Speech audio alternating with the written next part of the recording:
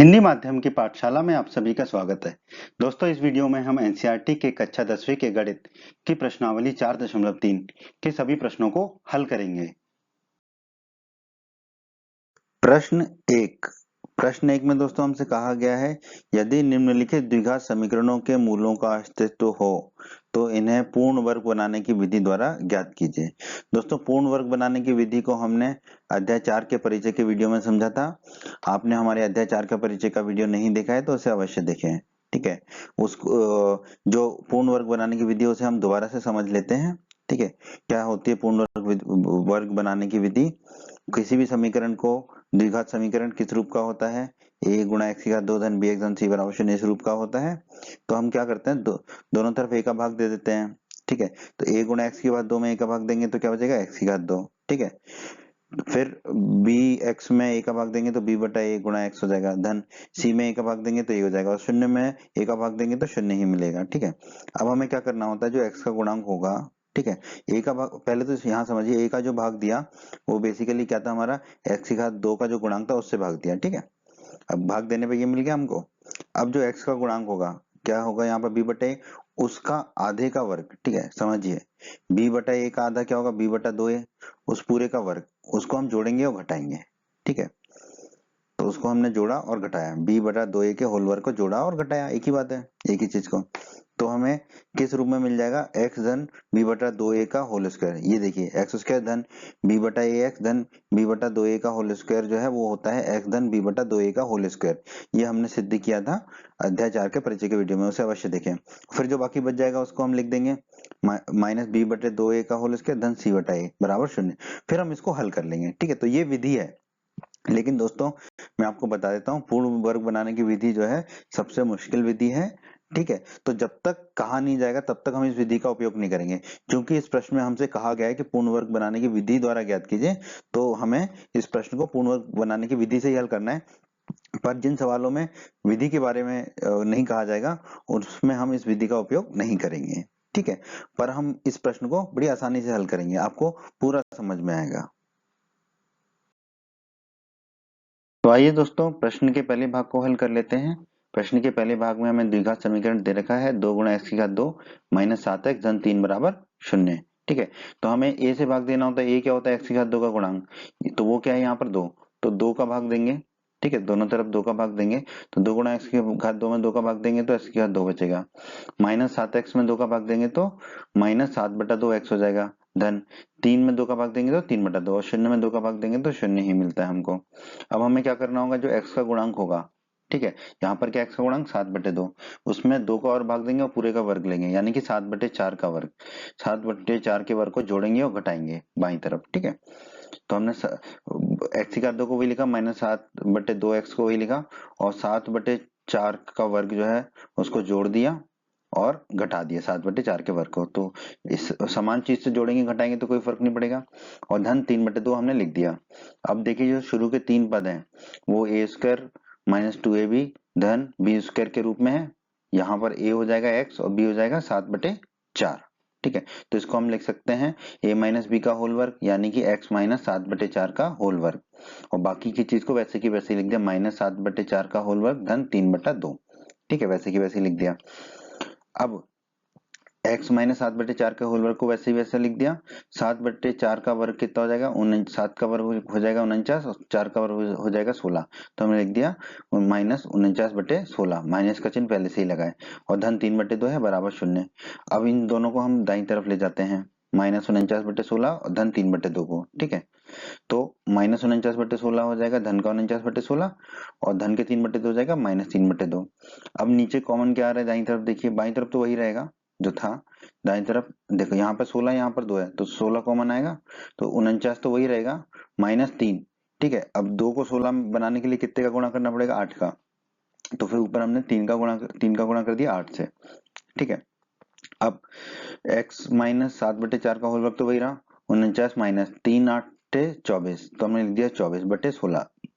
अब 49 में से 24 गए तो बचेंगे 25, तो ये हो जाएगा 25/16। अब दोनों तरफ अंडर रूट ले लेंगे, ठीक है, वर्गमूल ले लेंगे, तो ये तो वर्ग हट जाएगा, और ये और 25 और 16 का अंडर रूट लग जाएगा, ठीक है।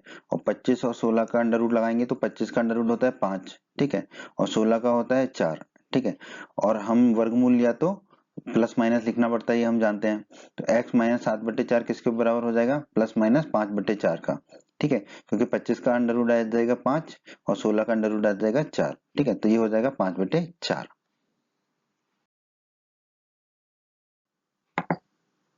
अब बहुत ही आसान है दोस्तों, ठीक है। हमने जो निकाला था वो लिख दिया, x माइनस 7/4 बराबर प्लस माइनस 5/4, ठीक है। तो इसका मतलब क्या होगा, या तो x माइनस 7/4 किसके बराबर है, धन के 5/4 के, या फिर ऋण के 5/4 के, ठीक है। तो दोनों को हल कर लेंगे। तो पहले इसको हल कर लेते हैं, x माइनस 7/4 बराबर 5/4 है। अब ये ऋण के 7/4 को दाईं तरफ ले जाते हैं, तो x बराबर कितना हो जाएगा, 7/4 धन 5/4, ठीक है। ये ऋण का 7/4 दाईं तरफ चला गया। अब दोनों में 4 को कॉमन ले लेंगे, तो 7 धन 5 आ जाएगा, 7 धन 5 कितना होगा, 12। तो ये हो जाएगा 12/4। 12 में 4 का भाग देंगे तो हमें मिल जाएगा x बराबर 3, ठीक है। उसी प्रकार दाईं तरफ x माइनस 7/4 है बराबर माइनस 5/4। तो ये माइनस 7/4 को दाईं तरफ ले जाएंगे तो धन का 7/4 हो जाएगा, और माइनस 5/4 पहले से ही है, ठीक है। 4 कॉमन यहाँ पे भी आ जाएगा, ठीक है। तो ये हो जाएगा 7 माइनस 5, ठीक है। 7 में से 5 जाएंगे तो बचेगा 2, तो ये हो जाएगा 2/4 x बराबर, ठीक है। 2/4 क्या होगा, ऊपर नीचे 2 का भाग देंगे तो ऊपर 1 बचेगा, नीचे बचेगा 2, x बराबर आ जाएगा हमारा 1/2। इसका मतलब क्या निकला, या तो हमारा x बराबर 3 है या x बराबर 1/2 है, ठीक है। यही हमारे प्रश्न के पहले भाग का उत्तर है दोस्तों। अब हम चलते हैं प्रश्न के दूसरे भाग पर। प्रश्न 1 भाग 2। भाग 2 में दोस्तों हमें समीकरण दे रखा है 2 गुणा x की घात 2 धन x माइनस 4 बराबर 0, ठीक है। हमें इसे पूर्ण वर्ग बनाने की विधि द्वारा ज्ञात करना है हल को, ठीक है। तो हमें a से भाग देना होगा, a यहाँ पर क्या है 2, क्योंकि x की घात 2 का गुणांक क्या है 2, तो 2 से भाग देने पर, ठीक है, तो 2 से भाग देंगे तो ये तो हो जाएगा x की घात 2, x में 2 का भाग देंगे तो हो जाएगा 1/2x, और माइनस 4 में भाग देंगे तो 2 का भाग देंगे तो -4/2, और शून्य में देने पे तो शून्य ही प्राप्त होता है, ठीक है। अब दोनों तरफ हमें क्या करना है, ये जो x का गुणांक है, x का गुणांक कितना है 1/2, ठीक है। तो इसका भी आधा करेंगे, 1/2 का आधा करेंगे तो बचेगा 1/4, तो 1/4 के वर्ग को जोड़ेंगे और घटाएंगे, ठीक है। अब देखिए, x की घात 2 को वही लिखा, धन 1/2x को वही लिखा, और 1/4 के वर्ग को जोड़ा और 1/4 के वर्ग को घटा दिया, ठीक है। और ये देखिए -4/2 है, ठीक है। 4 में 2 का भाग जाएगा तो 2 बचेगा, तो ये बचेगा -2 बराबर 0। अब जो शुरू के 3 पद हैं वो a प्लस बी के होल वर्ग के बराबर हो रहे हैं, जहां पर a हो रहा है x और b हो रहा है हमारा 1/4। तो इसको हम लिख देंगे x धन 1/4 का होल वर्ग, ठीक है। बाकी जो दोनों पद है उनको वैसे की वैसे ही लिख दिया, माइनस 1/4 का होल वर्ग -2 बराबर 0, ठीक है। अब माइनस 1/4 एक्स धन 1/4 के होल वर्ग को तो वही लिखा, माइनस चिन्ह को वही लिखा, 1/4 का होल वर्ग आ जाएगा 1/16, और -2 को वही लिखा। अब ये दोनों जो पद है उनको दाईं तरफ ले जाएंगे, -1/16 और -2, तो दाईं तरफ जाके दोनों धन के हो जाएंगे, ठीक है। अब इसको हल कर लेते हैं, ठीक है। हमारे को दोनों के बट्टे में क्या मिल जाएगा, 16, ठीक है। दोनों के बट्टे में 16 लिखेंगे तो एक तो ये रहेगा, एक ही 2 का गुणा हो जाएगा 16 से, क्योंकि 2 के बट्टे में कुछ भी नहीं था, तो 2 का गुणा 16 से हो जाएगा, ठीक है। तो एक धन 2 गुणा 16 हो जाएगा ऊपर। अब 2 गुणा 16 कितना होगा, 32, तो एक धन 32/16, एक धन 32 कितना हो जाएगा 33, तो x धन 1/4 का होल वर्ग आ जाएगा 33/16। अब वर्गमूल ले लेंगे, ठीक है, तो वर्ग हट जाएगा यहाँ से और यहाँ पे अंडर रूट लगेगा, तो 33 ऊपर अंडर रूट 33 हो जाएगा, और 16 का अंडर रूट कितना होता है 4, और प्लस माइनस का चिन्ह तो रह गई, तो x धन 1/4 कितना हो जाएगा, प्लस माइनस अंडर रूट 33 ऊपर और नीचे अंडर रूट लेंगे 16 का तो 4 आ जाएगा, ठीक है। तो ये आ गया x धन 1/4 बराबर प्लस माइनस अंडर रूट 33/4। तो हमने निकाल लिया x धन 1/4 बराबर प्लस माइनस अंडर रूट 33/4। इसका मतलब क्या हुआ, या तो x धन 1/4 किसके बराबर है, प्लस के धन के अंडर रूट 33/4 के, या फिर x धन 1/4 बराबर है माइनस के अंडर रूट 33/4 के, ठीक है। तो दोनों को हल कर लेते हैं, तो 1/4 को दाईं तरफ ले जाएंगे तो ऋण का 1/4 हो जाएगा, तो x बराबर हो जाएगा ऋण का 1/4 धन 33 बटे अंडर रूट 33/4, ठीक है। 4 कॉमन आ जाएगा दोनों में, तो ये हो जाएगा -1 धन अंडर रूट 33/4, ठीक है। अब दूसरे हल को देख लेते हैं, दूसरा हल क्या है हमारा, जो 1/4 है उसको दाईं तरफ ले जाएंगे तो ऋण का हो जाएगा, तो x बराबर हो जाएगा ऋण के 1/4 माइनस √33/4 तो पहले से ही है, इसमें भी 4 कॉमन आ जाएगा, तो इसमें x बराबर आ जाएगा -1 माइनस √33/4। ठीक है, तो यही दो हल होंगे हमारे इस प्रश्न के इस भाग के। ठीक है, तो प्रश्न के इस भाग का यही उत्तर है। अब हम चलते हैं प्रश्न के तीसरे भाग पर। प्रश्न का तीसरा भाग दोस्तों, प्रश्न के तीसरे भाग में हमें दे रखा है 4 गुणा x की घात 2 धन 4 गुणा √3x धन 3 बराबर 0। इसमें हम क्या करेंगे, a का भाग देंगे, a क्या होता है x की घात 2 का गुणांक, यानी कि यहाँ पर है 4, तो 4 का भाग देंगे दोनों तरफ, तो ये तो बचेगा x की घात 2 का गुणांक, x की घात 2 ही बचेगा ये। ठीक है, क्योंकि 4 से 4 का भाग हो जाएगा, धन 4 गुणा √3x, इसमें 4 का भाग देंगे तो 4 कट जाएगा तो बचेगा √3x, धन 3 है तो 4 का भाग देंगे तो बचेगा 3/4 बराबर 0। अब हम क्या करेंगे, जो x का गुणांक है यानी कि √3, इसका आधा यानी कि √3/2, उसका वर्ग को जोड़ेंगे और घटाएंगे, उसके वर्ग को जोड़ देंगे और घटा देंगे यहाँ पर। ठीक है, तो जो शुरू के 3 पद होंगे वो क्या हो जाएंगे हमारे, a धन b के होल वर्ग के बराबर, जहां पर a हो जाएगा x और b हो जाएगा √3/2। ठीक है, तो ये हो जाएगा हमारा x धन √3/2 का होल वर्ग, और बाकी दो पदों को वैसे की वैसे ही लिखेंगे, तो √3 का वर्ग हो जाएगा 3 और 2 का वर्ग हो जाएगा 4, तो ये हो जाएगा -3/4, और ये धन के 3/4 को हमने वैसे की वैसे ही लिख दिया। अब देखिए ये है ऋण का 3/4 और ये है धन का 3/4, ये आपस में कट जाएगा। ठीक है, तो हमें क्या मिलेगा फिर, x धन √3/2 का होल वर्ग बराबर 0। ठीक है, इसका मतलब होगा x धन √3/2 बराबर 0। ठीक है, √3/2 को दाईं तरफ ले जाएंगे तो ऋण का हो जाएगा, तो x बराबर आ जाएगा ऋण का √3/2, और ये द्विघात समीकरण है तो इसके दो मूल होंगे, तो दूसरा मूल भी यही होगा, x बराबर -√3/2। ठीक है, तो यही होगा हमारे इस प्रश्न का उत्तर दोस्तों। अब हम चलते हैं प्रश्न के चौथे भाग पर। का चौथा और अंतिम भाग, यहाँ पर हमें समीकरण दे रखा है द्विघात समीकरण 2 गुणा x की घात 2 धन x धन 4 बराबर 0। तो हम क्या करेंगे, x की घात 2 का जो गुणांक है यानी कि 2, इसका भाग देंगे दोनों तरफ 2 का। ठीक है, तो 2 गुणा x की घात 2 में 2 का भाग देंगे तो x की घात 2 बचेगा, धन x में 2 का भाग देंगे तो 1/2x, धन 4 में 2 का भाग देंगे तो 4/2, और 0 में देंगे तो 0 ही आता है, 0 में 2 का भाग देंगे तो। अब हम क्या करेंगे, जो x का गुणांक है यानी कि 1/2, इसका आधा कितना होगा 1/4, तो 1/4 का वर्ग जो होगा उसको जोड़ेंगे और घटाएंगे, तो x की घात 2 धन 1/2x और 1/4 का वर्ग को जोड़ दिया और 1/4 के वर्ग को घटा दिया, धन 4/2 कितना हो जाएगा 2 बराबर 0। अब देखिए जो शुरू के 3 पद हैं, ठीक है, ये a धन b के होल वर्ग के पद हैं, a² धन 2ab धन b², a हो जाएगा x और b हो जाएगा 1/4, तो ये हमें मिल जाएगा x धन 1/4 का होल वर्ग। बाकी पदों को हमने वैसे ही लिख दिया, -1/4 का होल वर्ग धन 2, -1/4 का होल वर्ग धन 2। अब 1/4 का होल वर्ग कितना हो जाएगा 1/16। ठीक है, धन 2 को वैसे ही लिख दिया। अब -1/16 और धन 2 को दाईं तरफ ले जाएंगे तो ये हो जाएगा हमारा धन का 1/16 और -2। ठीक है, चिन्ह बदल जाएंगे। अब दोनों में 16 कॉमन ले लेंगे, दोनों में 16 कॉमन ले लेंगे। ठीक है, तो 1/16 था तो यहाँ तो एक ही बचेगा, 2 के बट्टे में कुछ नहीं था तो 2 का गुणा 16 से हो जाएगा, तो ये हो जाएगा 1 - 2 गुणा 16, बट्टे में 16 आ जाएगा। अब 2 गुणा 16 कितना होता है 32, तो ये हो जाएगा 1 - 32/16, 1 में से 32 जाएगा तो कितना बचेगा -31, तो ये आ जाएगा -31/16, तो x धन 1/4 का होल वर्ग हमारा आ जाएगा -31/16। तो दोस्तों हमारा आ गया x धन 1/4 का होल वर्ग बराबर -31/16। दोस्तों हम जानते हैं किसी भी वास्तविक संख्या का वर्ग ऋणात्मक नहीं हो सकता। ठीक है, किसी का भी वर्ग लेंगे हम जानते हैं वो हमेशा धनात्मक ही होता है। इसका मतलब जो है x धन 1/4 का मान जो है वास्तविक नहीं होगा। ठीक है, क्योंकि अगर ये x धन 1/4 वास्तविक होता तो इसका वर्ग -31/4 नहीं होता, ऋणात्मक नहीं होता। और x धन 1/4 का मान वास्तविक नहीं है, इसका मतलब क्या है, x का मान वास्तविक नहीं होगा। ठीक है, x का मान वास्तविक नहीं होगा तो हम कह सकते हैं दिए हुए समीकरण का कोई वास्तविक मूल नहीं होगा, क्योंकि x का मान वास्तविक नहीं मिला हमें। तो हमारे प्रश्न के इस भाग का क्या उत्तर होगा, अतः दिए हुए समीकरण का कोई अस्तित्व नहीं है। अतः दिए हुए समीकरण का कोई अस्तित्व नहीं है मतलब उसका कोई वास्तविक मूल नहीं है। यही हमारे इस प्रश्न का उत्तर होगा कि दिए हुए समीकरण का कोई अस्तित्व नहीं है या दिए हुए समीकरण का कोई वास्तविक मूल नहीं है।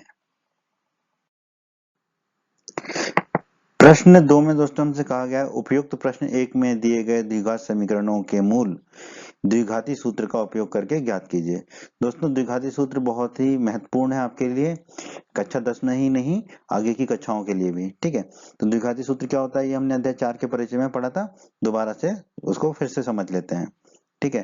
तो प्रश्न 1 में दोस्तों हमें 4 भाग दिए गए थे, तो चारों भागों में जो द्विघात समीकरण है उन सबके मूल हमें ज्ञात करने हैं अब द्विघाती सूत्र से।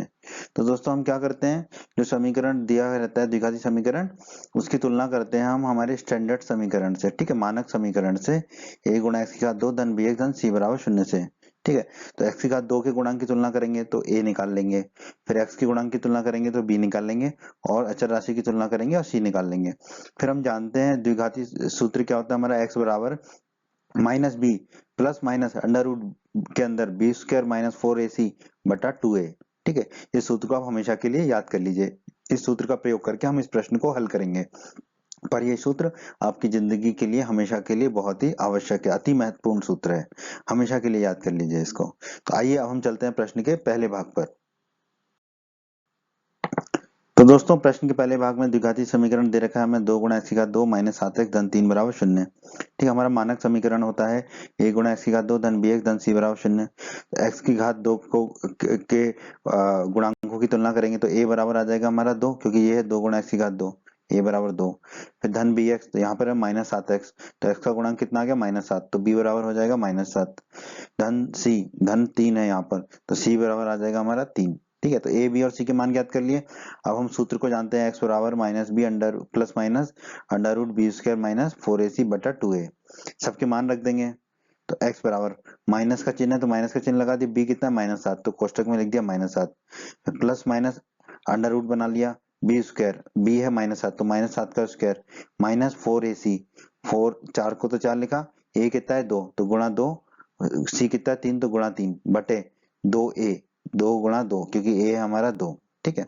अब इसको हल कर लेते हैं, माइनस माइनस 7 कितना हो जाएगा धन का 7, फिर प्लस माइनस का चिन्ह है तो वो लगा दिया, फिर अंडर रूट है तो अंडर रूट बना दिया, माइनस 7 का वर्ग कितना हो जाएगा 49, फिर माइनस का चिन्ह है तो माइनस का चिन्ह, 4 गुणा 2 8, 8 गुणा 3 24, तो हमने लिख दिया 24 बट्टे में 2 गुणा 2 4 आ गया, ठीक है। अब हम इसको हल कर लेंगे, x बराबर 7 को वही लिखा प्लस माइनस अंडर रूट के अंदर 49 में से 24 जाएगा तो बचेगा 25, अंडर रूट 25 बचा बटे में 4। अब हम जानते हैं अंडर रूट 25 कितना होता है 5, ठीक है। तो x बराबर आ जाएगा 7 प्लस माइनस 5 बटे 4। इसका मतलब क्या है, या तो x बराबर 7 धन 5 बटे 4 है, या फिर x बराबर कितना होगा 7 माइनस 5 बटे 4, ठीक है।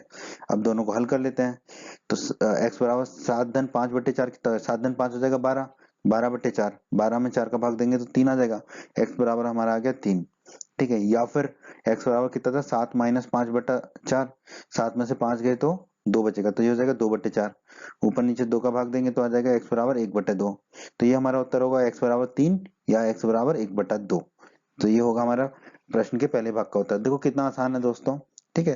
तो जब तक कुछ नहीं कहा जाए मैं तो आपसे कहूंगा कि आप इसी सूत्र का प्रयोग करके हलों को निकालो, लेकिन जब कहा जाएगा कि दूसरी विधियों से करना है तो फिर उन्हीं विधियों से करना होगा, परंतु यदि विधि नहीं कही गई है तो ये विधि से करना बहुत ही आसान होता है दोस्तों। आइए अब हम चलते हैं प्रश्न के दूसरे भाग पर।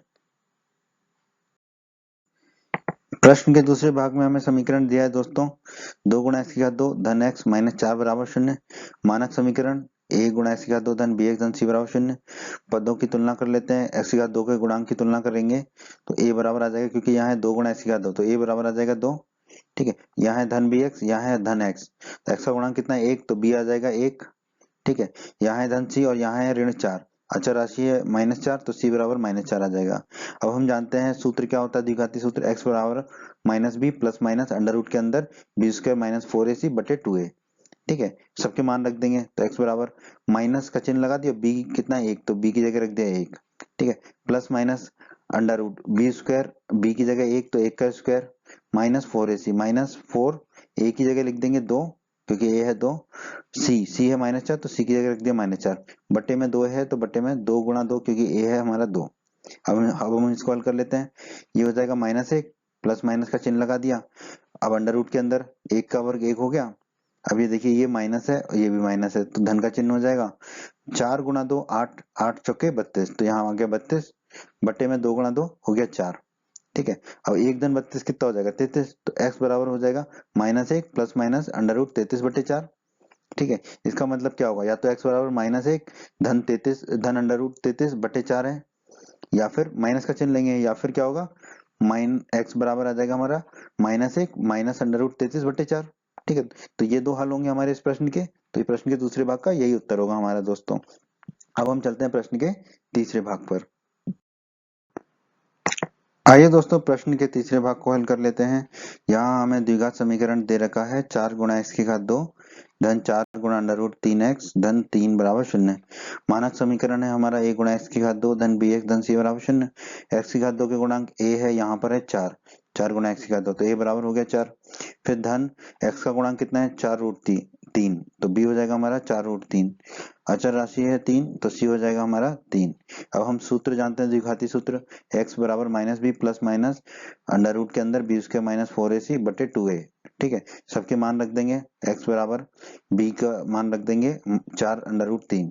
ठीक है, माइनस का चिन्ह है -b है तो -4 अंडर रूट 3, प्लस माइनस का चिन्ह है लगा दिया, फिर अंडर रूट के अंदर b स्क्वायर, b है 4 अंडर रूट 3 तो लिख दिया 4 अंडर रूट 3 का स्क्वायर -4ac, -4 ए की जगह रख दिया 4 और सी की जगह रख दिया 3, तो 4 गुणा 3 हो गया, बटे में है 2a, 2 गुणा 4 क्योंकि ए का मान है 4। इसको हल कर लेते हैं, तो x बराबर -4 अंडर रूट 3 तो वही रहेगा, प्लस माइनस का चिन्ह वही रहेगा। अंडर रूट के अंदर अब देखिए 4 का वर्ग हो जाएगा 16 और अंडर रूट 3 का वर्ग हो जाएगा 3, तो 16 गुणा 3 हो जाएगा 48, तो हमने लिख दिया 48। फिर माइनस का चिन्ह है 4 चौक 16, 16 तिया 48, तो लिख दिया 48 बटे 2 गुणा 4 हो जाएगा 8। अब अंडर रूट के अंदर देखिए 48 माइनस 48 है। ठीक है, तो 48 माइनस 48 कितना हो जाएगा 0, और 0 का अंडर रूट 0।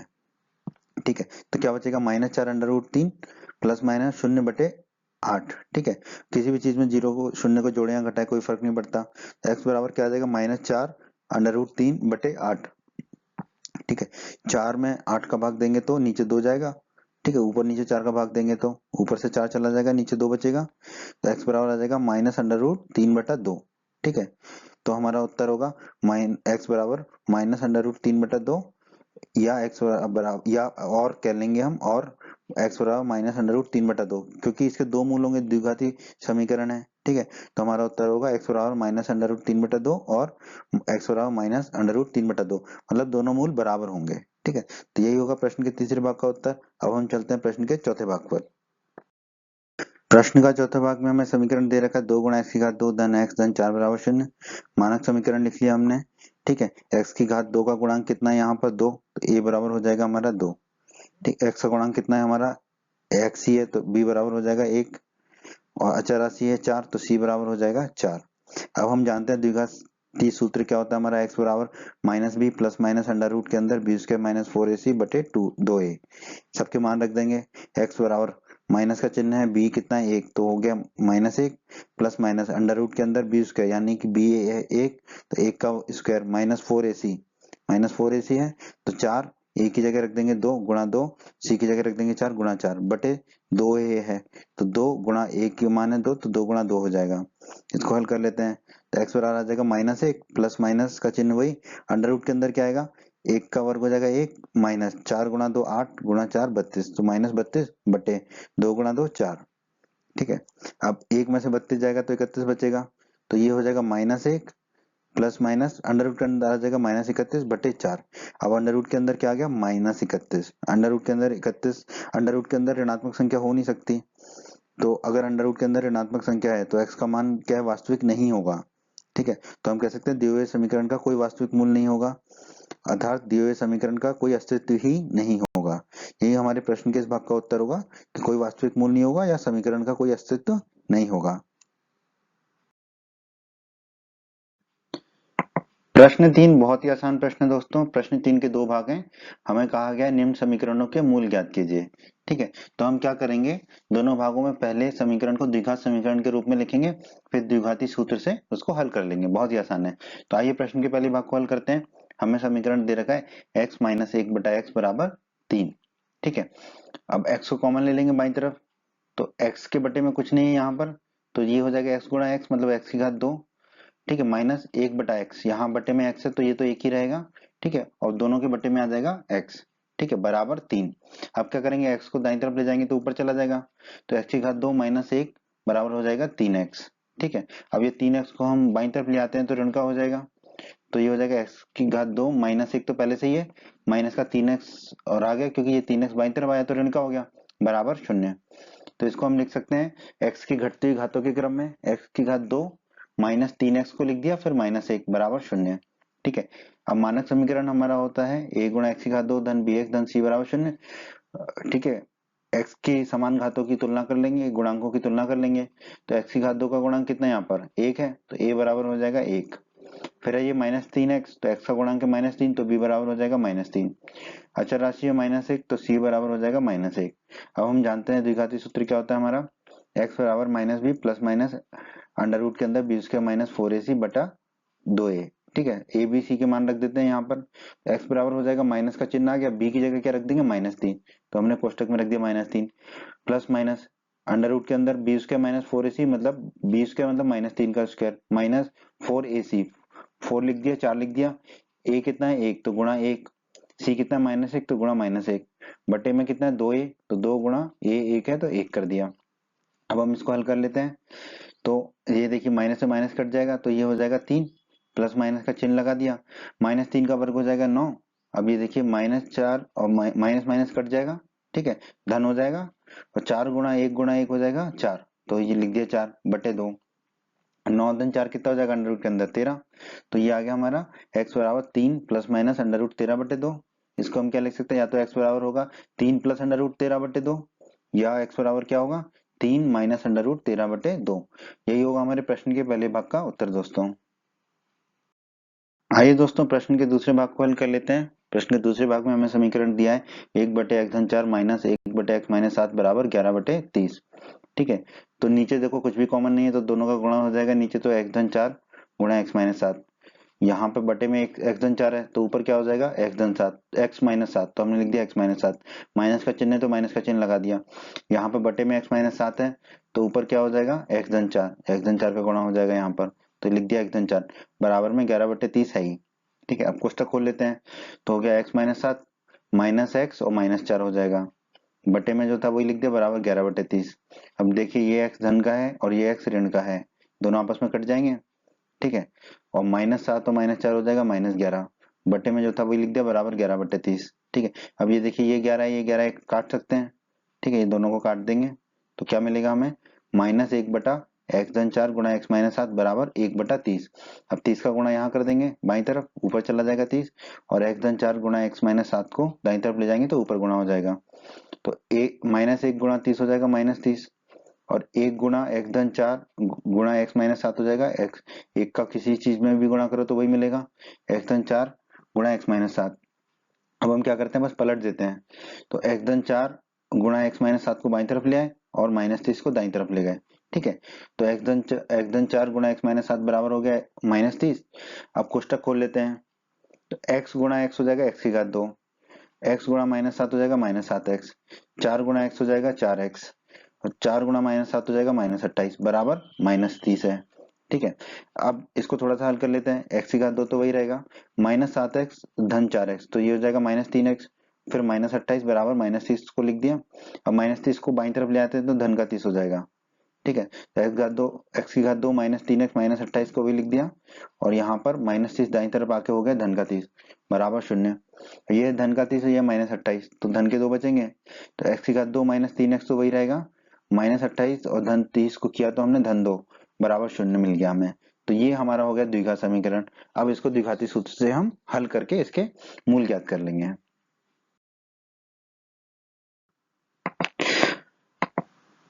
तो जो हमने द्विघाती समीकरण निकाला वो लिख लिया, एक्स की घात 2 -3x धन 2 बराबर 0। मानक समीकरण से तुलना कर लेंगे इसकी, एक्स की घात 2 का गुणांक कितना है 1, तो a बराबर हो जाएगा 1, फिर है -3x तो x का गुणांक हो गया -3 तो b बराबर हो जाएगा -3, अचर राशि है 2 तो c बराबर हो जाएगा 2।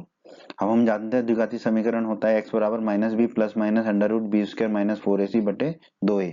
ठीक है, एबीसी के मान रख देते हैं यहाँ पर, x बराबर हो जाएगा माइनस का चिन्ह तो वही रहा, b की जगह रख देंगे -3 तो हमने रख दिया -3, प्लस माइनस का चिन्ह वही रखा, फिर अंडर रूट लगा दिया बी स्क्वायर यानी कि -3 का स्क्वायर माइनस 4ac तो 4 की जगह 4 रख दिया, ए की जगह 1 रख दिया और सी की जगह 2 रख दिया, तो ये हो गया 4 गुणा 1 गुणा 2 बटे 2a। 2 गुणा ए की जगह रख दिया 1, तो 2 गुणा 1 हो गया। अब ये माइनस से माइनस कटेगा तो x बराबर हो जाएगा 3 प्लस माइनस अंडर रूट के अंदर बी स्क्वायर मतलब -3 का स्क्वायर, -3 का स्क्वायर कितना हो जाएगा 9, तो हमने लिख दिया 9 माइनस 4 गुणा 1 4 होता है, गुणा 2 8, तो -8 हो जाएगा ये। ठीक है, बटे में 2 गुणा 1 2 हो जाएगा, 9 में से 8 गए तो कितना बचेगा 1, तो ये हो जाएगा 3 प्लस माइनस अंडर रूट 1 बटे 2, अंडर रूट 1 1 ही होता है, तो x बराबर आ जाएगा 3 प्लस माइनस 1 बटे 2। इसका मतलब क्या हुआ, या तो x बराबर 3 धन 1 बटे 2 है, ठीक है, 3 धन 1 बटे 2 है, तो इसको पहले हल कर लेते हैं। 3 धन 1 हो जाएगा 4, तो ये हो गया 4 बटे 2, 4 बटे 2 होता है 2, तो x बराबर या तो 2 है या फिर क्या है, x बराबर 3 माइनस 1 बटे 2, तो हमने लिख दिया 3 माइनस 1 बटे 2, 3 में से 1 जाएगा तो बचेगा 2, तो ये x बराबर होगा 2 बटे 2, 2 बटे 2 कितना होता है 1, तो या तो होगा x बराबर 1। ठीक है, तो हमारा उत्तर क्या होगा, या तो x बराबर 2 है या x बराबर 1 है, तो यही होगा हमारे इस प्रश्न का, इस भाग का उत्तर दोस्तों। प्रश्न 4 बहुत ही आसान प्रश्न है दोस्तों। प्रश्न 4 में हमसे कहा गया है 3 वर्ष पूर्व रहमान की आयु वर्षों में का व्युत्क्रम और अब से 5 वर्ष पश्चात आयु का व्युत्क्रम का योग 1/3 है, तो उसकी वर्तमान आयु ज्ञात कीजिए। तो दोस्तों व्युत्क्रम क्या होता है, व्युत्क्रम होता है 1/, में कोई भी चीज का व्युत्क्रम होगा उसका 1/, में। जैसे कि अगर आपकी आयु 15 साल है तो आपकी आयु का व्युत्क्रम होगा 1/15। ठीक है, जो आपकी आयु उसको बट्टे में रख देंगे। ठीक है, तो आइए इस प्रश्न को हल करते हैं और समझते हैं। हमें क्या ज्ञात करना है, वर्तमान आयु रहमान की, तो हमने मान लिया रहमान की वर्तमान आयु x वर्ष है। ठीक है, तो 3 वर्ष पूर्व रहमान की आयु कितनी होगी, x-3 ही होगी। ठीक है, तो हमने लिख दिया x-3, और 5 वर्ष पश्चात कितनी होगी रहमान की आयु, अभी x है तो 5 जोड़ देंगे, तो 5 वर्ष पश्चात होगी x धन 5। यहाँ तक तो सब क्लियर है। ठीक है, अब प्रश्न के अनुसार हमसे क्या कहा गया है, 3 वर्ष पूर्व जो रहमान की आयु का व्युत्क्रम है, 3 वर्ष पूर्व रहमान की आयु है x-3, तो उसका व्युत्क्रम क्या होगा 1/x-3। और प्रश्न में देखिए, और अब से 5 वर्ष पश्चात जो उसकी आयु का व्युत्क्रम है, 5 वर्ष पश्चात रहमान की आयु कितनी है x धन 5, तो इसका व्युत्क्रम क्या होगा 1/x धन 5 का योग मतलब दोनों को जोड़ दो, कितना 1/3, तो हमने लिख दिया बराबर 1/3। ठीक है, अब बस अब हमें इसको एक द्विघाती समीकरण बनाएंगे और उसको फिर द्विघाती सूत्र से हल करके x का मान ज्ञात करेंगे, वही रहमान की वर्तमान आयु होगी। तो देखिए x-3 है, x धन 5 है, कुछ भी कॉमन नहीं है तो दोनों का गुणा हो जाएगा नीचे, यहाँ पे जाएगा x धन 5 और यहाँ पे जाएगा x-3, तो यहाँ पे लिख दिया x धन 5 और यहाँ पे लिख दिया x-3, और बट्टे में x-3 गुणा x धन 5 बराबर में कितना है 1/3। ठीक है, कोष्टक को खोल लेंगे तो देखो x धन x कितना हो जाएगा 2x, 5 में से 3 जाएगा तो कितना बचेगा 2। ठीक है, बट्टे में जो था वही लिख दिया, बराबर में जो था वही लिख दिया 1/3।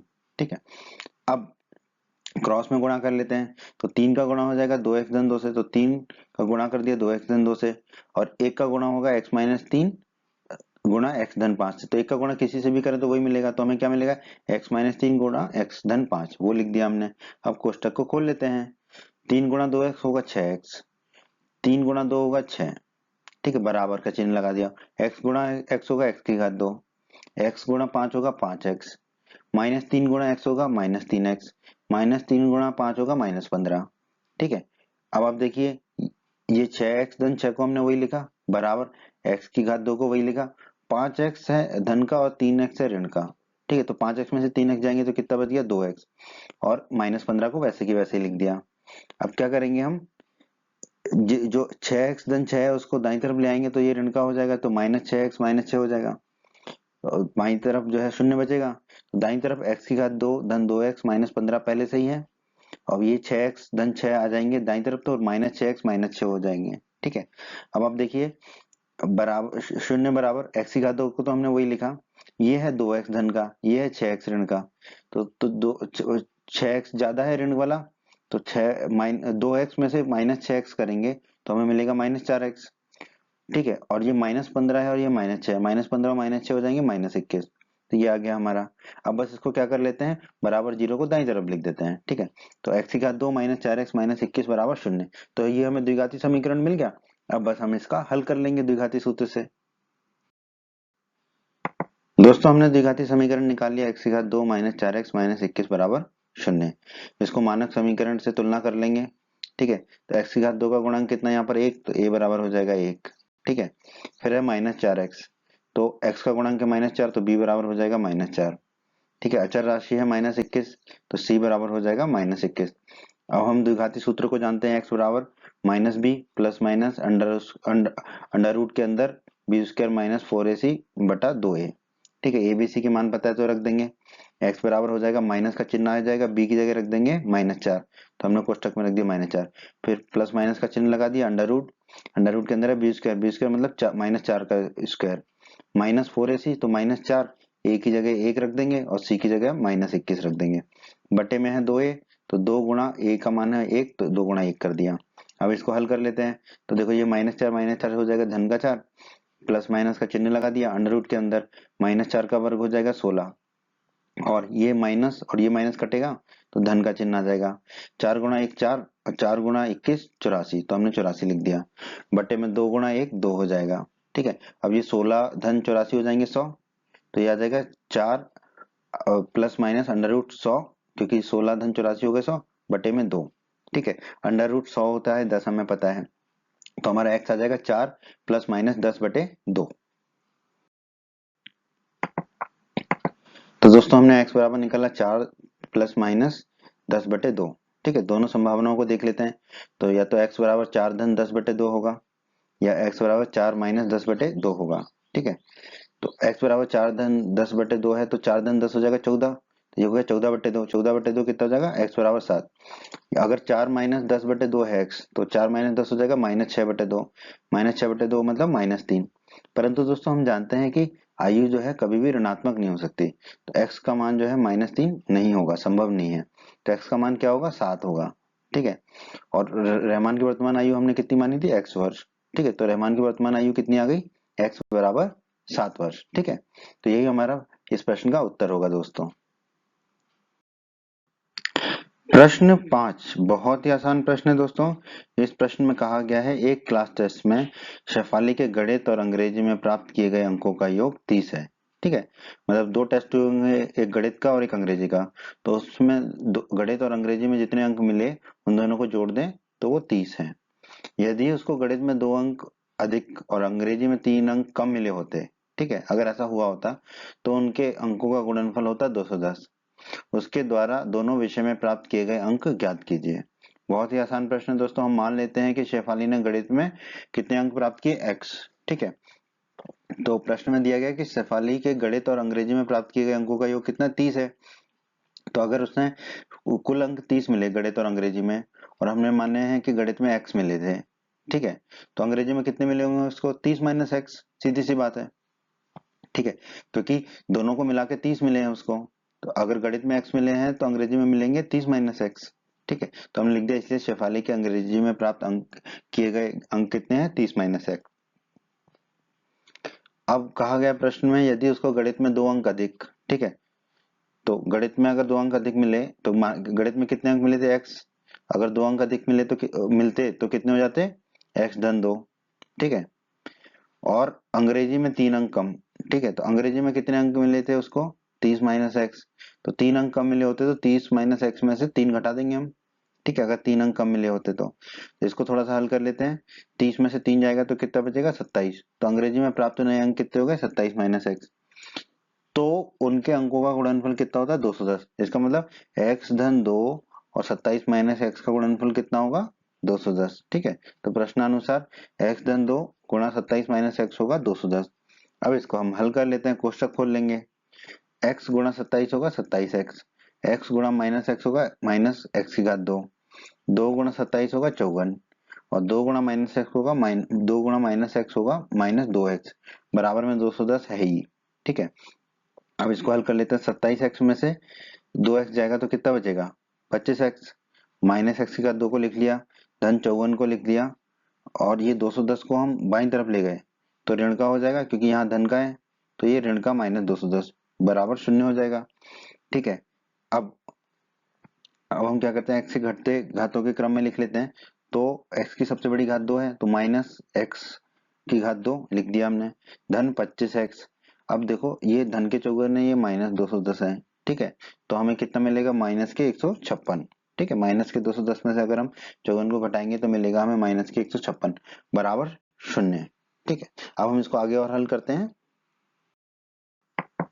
तो आइए दोस्तों, द्विघात समीकरण को थोड़ा सा और हल कर लेते हैं अपनी सुविधा के लिए। अब हम क्या करेंगे, ये जितने भी पद हैं उनको दाईं तरफ ले जाएंगे तो सबके चिन्ह बदल जाएंगे। तो यहाँ पर बचेगा 0, ये हो जाएगा x की घात 2 धनात्मक माइनस 25x और माइनस 156 हो जाएगा धन का 156। ठीक है, अब हम क्या कर देंगे, जीरो को दाईं तरफ ले जाएंगे, एक ही बात है। तो हो जाएगा x की घात 2 माइनस 25x धन 156 बराबर 0 0। ठीक है, अब जो है मानक समीकरण से तुलना कर लेंगे। तो x की घात 2 का गुणांक है 1, तो a बराबर हो जाएगा 1। x का गुणांक है माइनस 25, तो b हो जाएगा माइनस 25। अचर राशि 156, तो c हो जाएगा 156। अब द्विघाती सूत्र लिख लेंगे।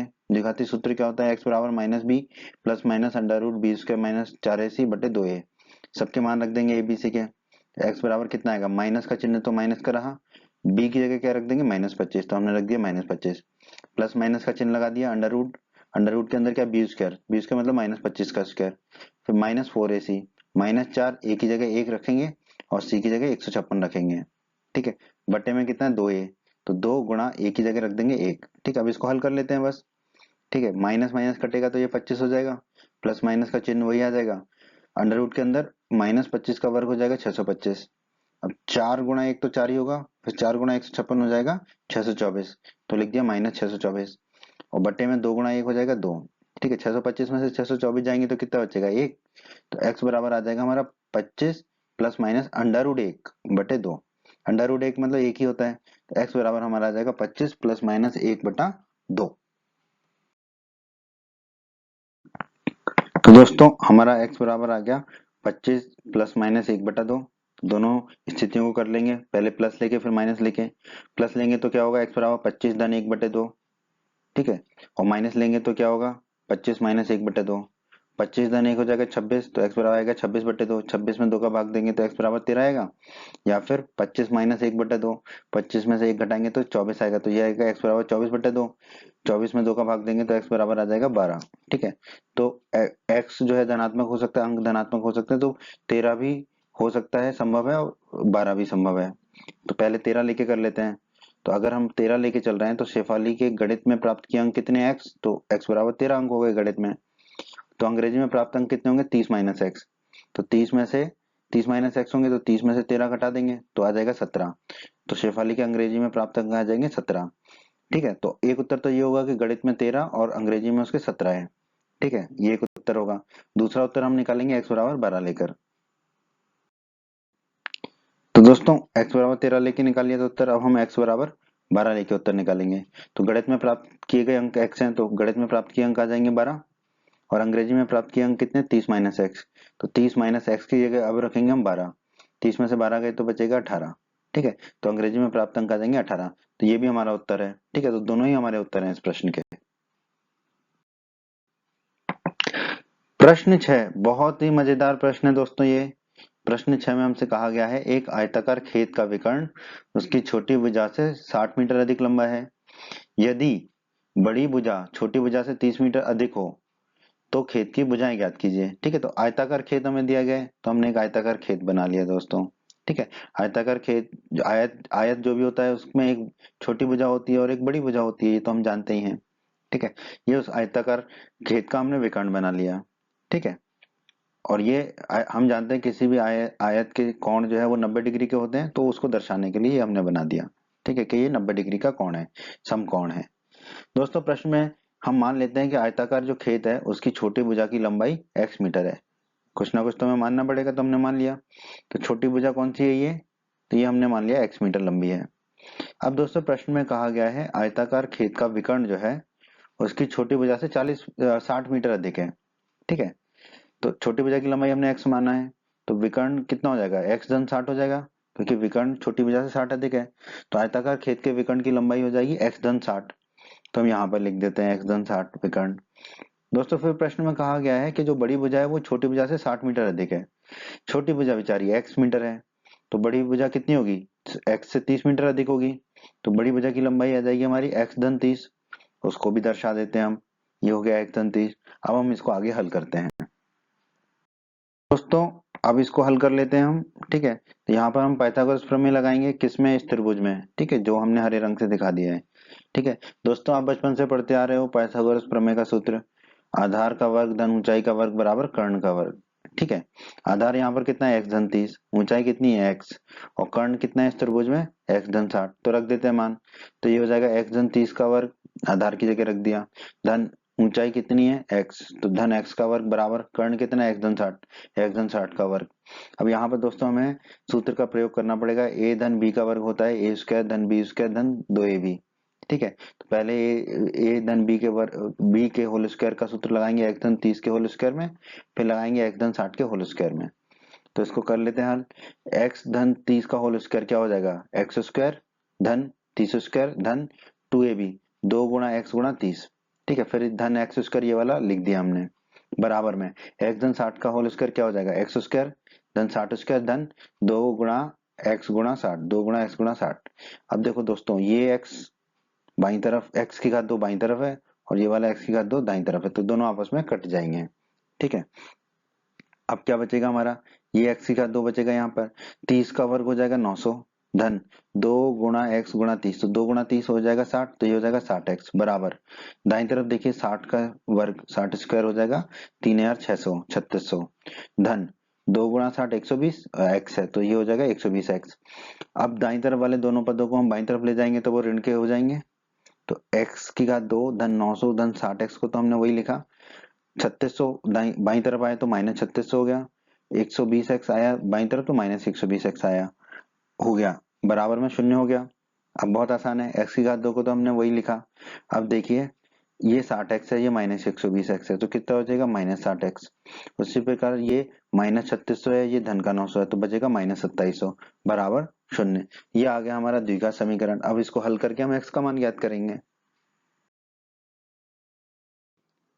तो दोस्तों हमें द्विघाती समीकरण मिल गया, अब हम इसे द्विघाती सूत्र से हल कर लेंगे। मानक समीकरण लिख लिया हमने, x की घात 2 का गुणांक कितना है 1, तो a बराबर हो गया 1। फिर है माइनस 60x, मतलब x का गुणांक है माइनस 60, तो b हो गया माइनस 60। अचर राशि है माइनस 2700, तो c हो गया माइनस 2700। ठीक है, अब हम द्विघाती सूत्र जानते हैं, x बराबर minus B plus minus under root के अंदर बी स्क्वायर माइनस 4ac बटे 2a। एबीसी के मान रख देते हैं फटाफट, x बराबर माइनस को माइनस लिखा, b की जगह रख देंगे माइनस 60, तो रख दिया माइनस 60, प्लस माइनस का चिन्ह लगा दिया, अंडर रूट बना दिया, अंडर रूट के अंदर बी स्क्वायर, बी कितना है माइनस 60, तो माइनस 60 का स्क्वायर माइनस 4ac, तो माइनस 4, ए की जगह 1 रख देंगे, सी की जगह माइनस 27 रख देंगे बटे 2a, तो 2 ए की जगह रख देंगे ए, तो 2 गुणा 1 हो गया। अब इसको हल कर लेते हैं, माइनस माइनस चला जाएगा तो बचेगा धन के 60, प्लस माइनस का चिन्ह लगा दिया, अंडर रूट के अंदर माइनस 60 का स्क्वायर कितना हो जाएगा 3600। अब ये देखो ये माइनस चला गया तो धन का बचा, 4 गुणा 1 तो 4 ही होता है, 4 गुणा 2700 होगा 10,800, वो लिख दिया हमने, बट्टे में 2 गुणा 1 हो जाएगा 2। ठीक है, अब बस 3600 को 10,800 को जोड़ लेंगे, तो x बराबर 60 प्लस माइनस तो वही रहा, अंडर रूट के अंदर 3600 और 10,800 को जोड़ेंगे तो 14,400 आ जाएगा, बटे में 2 पहले से ही है। ठीक है, अब 14,400 का अंडर रूट आप करोगे तो आपको आएगा 120। इसको करने का आसान तरीका क्या है, 144 का अंडर रूट होता है 12। ठीक है, ये तो आप जानते ही हो, 12 गुणा 12 होता है 144। फिर ये हो जाएगा 144 गुणा 100, 100 का अंडर रूट हो जाएगा 10, तो 12 गुणा 10 120। इस तरीके से आप सीधे सीधे लिख सकते हो इसको। तो x बराबर आ जाएगा 60 प्लस माइनस 120 बटे 2। तो दोस्तों हमने निकाल लिया x बराबर 60 प्लस माइनस 120 बटे 2। ठीक है, तो इसका मतलब क्या, या तो x बराबर कितना होगा 60 धन 120 बटे 2, या 60 माइनस 120 बटे 2। 60 धन 120 कितना हो जाएगा 180, तो x बराबर हो जाएगा 180 बटे 2। 180 में 2 का भाग देंगे तो x बराबर आ जाएगा 90, या फिर x बराबर कितना है 60 माइनस 120 बटे 2। 60 माइनस 120 करेंगे तो मिलेगा हमें माइनस 60, तो x बराबर हो जाएगा माइनस 60 बटे 2। माइनस 60 में 2 का भाग देंगे तो x बराबर आ जाएगा माइनस 30। ठीक है, तो x क्या माना था हमने, भुजा माना था, आयताकार, आयताकार खेत की छोटी भुजा थी। हम जानते हैं आयत की भुजा कभी भी ऋणात्मक नहीं हो सकती है, ये हम जानते हैं, तो हम लिख दिया, चूंकि आयत की भुजा कभी भी ऋणात्मक नहीं हो सकती, अतः x बराबर माइनस 30 संभव नहीं है, तो x का मान कितना होगा 90 होगा। तो दोस्तों हमने क्या माना था, खेत की छोटी भुजा की लंबाई x मीटर है और x का मान कितना है 90 आया है। ठीक है। तो छोटी भुजा की लंबाई हो जाएगी 90 मीटर x बराबर, ठीक है। बड़ी भुजा की लंबाई कितनी थी, x धन 30, ठीक है। तो x की जगह 90 रख देंगे तो बड़ी भुजा की लंबाई हो जाएगी x धन 30 बराबर 90 धन 30। 90 धन 30 कितना होगा, 120। तो बड़ी भुजा की लंबाई आ जाएगी 120 मीटर।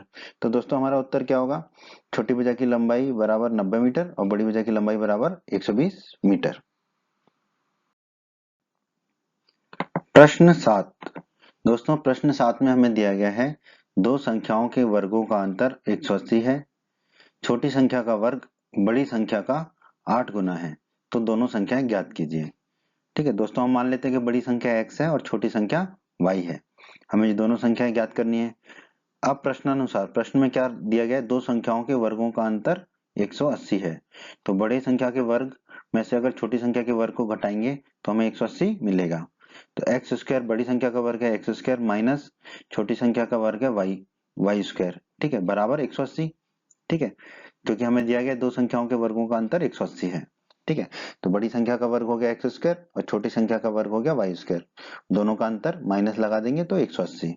ठीक है, और कहा गया है प्रश्न में छोटी संख्या का जो वर्ग है यानी कि छोटी संख्या y है, छोटी संख्या का वर्ग होगा वाई स्क्वायर, वो किसके बराबर है, बड़ी संख्या का 8 गुना है वो।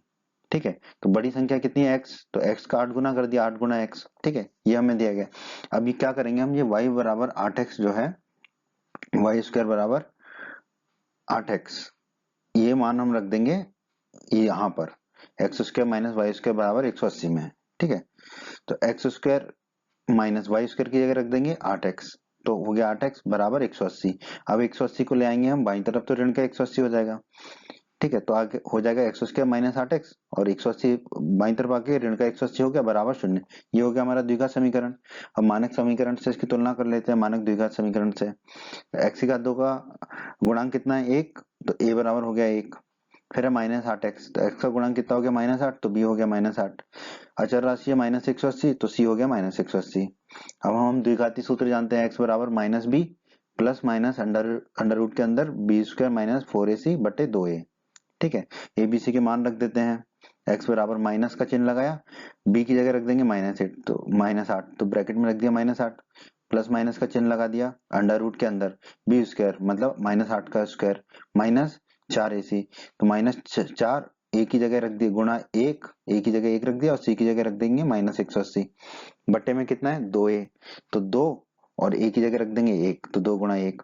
इसको हल कर लेते हैं, माइनस माइनस चला जाएगा तो बचेगा 8 धन का, प्लस माइनस का चिन्ह लगा दिया। अब अंडर रूट के अंदर देख लेते हैं, -8 का स्क्वायर हो जाएगा 64। अब ये देखिए ये माइनस है, ये माइनस है, कट के धन का चिन्ह आ जाएगा। ठीक है, 4 गुणा 1 तो 4 ही रहेगा, 4 गुणा 180 कितना होगा, 18 चौक 72 होता है और एक शून्य, तो मतलब 720। ठीक है, और बट्टे में 2 गुणा 1 हो जाएगा 2। अब 64 और 720 को जोड़ देंगे तो x बराबर कितना आएगा 8 प्लस माइनस 64 धन 720 होगा 784 अंडर रूट के अंदर, बट्टे में 2 है ही। ठीक है, अब अंडर रूट 784 आपको पता है 28 होता है, 28 गुणा 28 होता है 784। ठीक है, तो x बराबर हमारा आ गया 8 प्लस माइनस 28 बटे 2। तो दोस्तों x बराबर आ गया 8 प्लस माइनस 28 बटे 2। हल कर लेते हैं इसको, तो x बराबर 8 धन 28 बटे 2 होगा या फिर x बराबर 8 माइनस 28 बटे 2 होगा। 8 धन 28 कितना हो जाएगा 36, तो x बराबर 36 बटे 2, 36 में 2 का भाग देंगे तो x बराबर आ जाएगा 18। और अगर x बराबर 8 माइनस 28 बटे 2 है, 8 माइनस 28 कितना होगा -20, -20 बटे 2, -20 में 2 का भाग देंगे तो x बराबर आएगा -10। अब दोस्तों वाई स्क्वायर कितना था 8x हमें दिया गया था, छोटी संख्या का वर्ग बड़ी संख्या का 8 गुना है, तो वाई स्क्वायर बराबर 8x, दोनों में निकाल लेते हैं, वाई स्क्वायर 8x, x का मान रख देते हैं 18, तो वाई स्क्वायर कितना होगा 8 गुना 18, 8 गुना 18 होता है दोस्तों 144, 18 8 144 होता है। और x बराबर -10 रख के देख लेते हैं, वाई स्क्वायर बराबर 8x में। ठीक है, तो x की जगह -10 रखेंगे तो 8 गुना -10 हो जाएगा, तो y का वर्ग आ जाएगा हमारा -80। तो x के दो मान है 18 और -10, जब x का मान 18 आया तो वाई स्क्वायर आया हमारा 144, और जब x -10 रखा हमने तो वाई स्क्वायर आया -80। परंतु हम जानते हैं किसी भी वास्तविक संख्या का जो वर्ग है वो ऋणात्मक नहीं हो सकता, इसका मतलब वाई स्क्वायर का मान -80 तो नहीं हो सकता। अगर वाई स्क्वायर -80 नहीं है तो x भी -10 नहीं होगा। ठीक है, तो इसका मतलब x का मान कितना होगा 18, तो बड़ी संख्या हमारी आ गई 18, क्योंकि बड़ी संख्या हमने मानी थी x, तो एक तो ये उत्तर हो गया। अब छोटी संख्या हमने मानी थी y, ठीक है, तो अगर x 18 है तो वाई स्क्वायर कितना आया था हमारा 144, ठीक है, वाई स्क्वायर 144 है, दोनों तरफ अंडर रूट लेंगे, वर्गमूल लेंगे, तो यहाँ बचेगा y, और ये हो जाएगा अंडर रूट 144, अंडर रूट 144 कितना आएगा +-12, तो y बराबर आएगा +-12, इसका मतलब y या तो धन का 12 होगा या ऋण का 12 होगा, ठीक है, संख्या है y1, ठीक है, या तो y धन की 12 होगी या ऋण की 12 होगी, ठीक है, तो यही हमारा उत्तर होगा कि एक संख्या तो 18 है, दूसरी संख्या या तो धन के 12 है या ऋण के 12 है, ठीक है, तो ये हमारे इस प्रश्न का उत्तर है दोस्तों। प्रश्न 8, प्रश्न 8 में दोस्तों हमसे कहा गया है एक रेलगाड़ी एक समान चाल से 360 किलोमीटर की दूरी तय करती है। यदि यह चाल 5 किलोमीटर प्रति घंटा अधिक होती तो उसी यात्रा में 1 घंटा कम समय लगता है। सही बात है, अगर चाल ज्यादा है तो समय कम लगेगा। रेलगाड़ी की चाल ज्ञात कीजिए। दोस्तों हम मान लेते हैं एक रेलगाड़ी की चाल क्या है, x किलोमीटर प्रति घंटा है, यह हम मान लेते हैं, ठीक है, और कुल दूरी रेलगाड़ी कितनी तय करती है 360 किलोमीटर, ये प्रश्न में दिया गया है। दोस्तों हम जानते हैं कि चाल बराबर होता है दूरी बटे समय। अब देखो समय को हम बाईं तरफ ले जाएंगे तो ऊपर चला जाएगा, चाल को दाईं तरफ लाएंगे तो नीचे चला जाएगा, तो समय बराबर होगा दूरी बटे चाल, ठीक है, ये सूत्र होगा हमारा, समय बराबर दूरी बटे चाल, क्योंकि चाल बराबर होता है दूरी बटे समय। अब दोस्तों 360 किलोमीटर दूरी तय करने में रेलगाड़ी को कितना समय लगेगा, दूरी बटे चाल, दूरी कितनी है 360 किलोमीटर, और रेलगाड़ी की चाल हमने कितनी मानी है x किलोमीटर प्रति घंटा, तो ये हो जाएगा 360 बटे x, इतना समय लगेगा, इतने घंटे लगेंगे, ठीक है। 5 किलोमीटर प्रति घंटा रेलगाड़ी की चाल अधिक होने पर रेलगाड़ी की नई चाल कितनी होगी, पहले कितनी है x, और 5 किलोमीटर प्रति घंटा बढ़ा दी तो कितनी हो जाएगी x धन 5 हो जाएगी, बहुत ही आसान है। अब नई चाल से 360 किलोमीटर तय करने में रेलगाड़ी को कितना समय लगेगा, दूरी बटे चाल, दूरी तो अभी भी 360 किलोमीटर है, चाल लेकिन अब कितनी हो गई x धन 5, तो बटे में हो जाएगा x धन 5, ठीक है। तो हमने जो चाल मानी है x किलोमीटर प्रति घंटा, जो उसकी समान चाल है, उससे समय निकाल लिया कितना 360 बटे x, और नई चाल जो 5 किलोमीटर प्रति घंटा बढ़ के है x धन 5, उससे समय निकाल लिया 360 बटे x धन 5। तो दोस्तों हमने निकाल लिया है कि x चाल से चलने में उसको समय लगता है 360 बटे x, और x धन 5 चाल से लगता है 360 बटे x धन 5, ठीक है। अब दोस्तों प्रश्न में ही कहा गया है यदि यह चाल 5 किलोमीटर अधिक है, यानी कि x धन 5 है, तो उसे यात्रा करने में 1 घंटे कम समय लगता है, ठीक है। तो 5 किलोमीटर अधिक अगर चाल है तो उसको कितना समय लग रहा है 360 बटे x धन 5, और ये समय जो है जब वो x चाल से चल रहा था उसमें जितना समय लग रहा था, यानी कि 360 बटे x, उससे 1 घंटा कम है, तो उसमें -1 कर दिया हमने, ठीक है। तो अब उसको 1 घंटा कम समय लग रहा है तो -1 कर दिया, पहले समय लग रहा था 360 बटे x, चाल बढ़ा दी 5 किलोमीटर प्रति घंटा, तो 1 घंटा कम समय लग रहा है तो -1 हमने कर दिया। अब इसको हम हल कर लेंगे, जो भी है दाईं तरफ उसको बाईं तरफ ले जाएंगे तो चिन्ह बदल जाएगा, तो 360 बटे x धन 5 तो पहले से ही है, 360 बटे एक्स गया बाईं तरफ तो -360 बटे एक्स हो गया, और -1 गया तो धन का 1 हो गया, बराबर हो गया 0। अब नीचे कॉमन कुछ भी नहीं है तो x धन 5 गुणा x होगा नीचे, ठीक है, x धन 5 गुणा x कर लिया। अब आप देखिए 360 के नीचे x धन 5 था तो 360 का गुणा तो x से हो जाएगा, फिर ये माइनस का चिन्ह है तो माइनस का चिन्ह लगा दिया। अब 360 के बटे में x था तो 360 के का गुणा किससे होगा x धन 5 से, तो 360 का गुणा हो गया x धन 5 से, एक के बटे में बेचारे में कुछ भी नहीं है तो एक का गुणा हो जाएगा x धन 5 गुणा x, तो लिख दिया x धन 5 गुणा x बराबर में 0 है हमारा। अब इसको हम और हल करते हैं,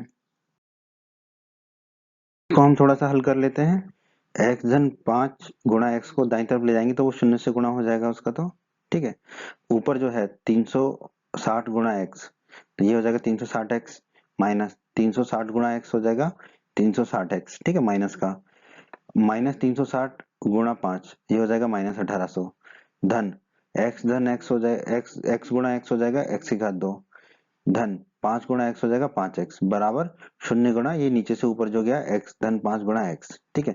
अब इसको हल कर लेते हैं, पहले तो ये 360x धन का है ये, और ये ऋण का है 360x, ये उड़ जाएगा, ठीक है, तो क्या बचेगा हमारा -1800 धन x की घात 2 धन 5x बराबर 0 का गुणा किसी से भी करेंगे तो हमें 0 ही प्राप्त होगा। अब बस इसको x के घटते हुए क्रम में लिख ले, x की घातों के घटते हुए क्रम में, x की घातों की घटते हुए क्रम में, तो x की घात 2 सबसे पहले लिख लेंगे, धन 5x माइनस 1800 बराबर 0। अब मानक समीकरण लिख लेते हैं, द्विघात समीकरण। a गुणा x की घात 2 धन bx धन c बराबर 0। अब देखिए x की घात 2 का गुणांक कितना है यहाँ पर 1, तो a बराबर हो गया 1। धन 5x है तो x का गुणांक हो गया 5, तो b बराबर हो गया 5। अचर राशि है माइनस 1800 तो c हो जाएगा माइनस 1800। अब द्विघाती सूत्र हम जानते हैं, x बराबर minus B plus minus under root के अंदर बी स्क्वायर माइनस 4ac बटे 2a। ए बी सी के मान रख देते हैं यहाँ पर। x बराबर माइनस का चिन्ह हो गया, b की जगह रख दिया हमने 5, फिर प्लस माइनस लगा दिया, फिर अंडर रूट लिख दिया। अंडर रूट के अंदर है बी स्क्वायर यानी कि 5 का स्क्वायर, माइनस 4ac तो माइनस 4, ए की जगह 1 रख दिया गुणा a, गुणा c की जगह माइनस 1800 रख दिया बटे 2a, तो 2 a की जगह रख दिया 1, तो 2 गुणा 1 हो गया ये।